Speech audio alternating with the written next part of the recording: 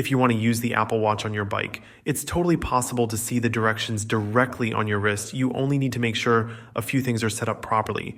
So let's get into it. First of all, it depends on your location. Some countries and areas have much better coverage when it comes to bike lanes.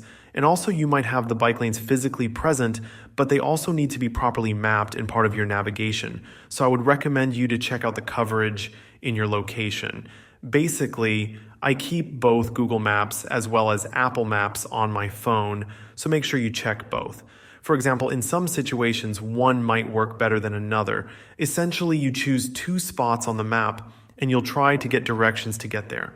Driving and walking will always be an option, but look for the bike. If it's available, start the navigation.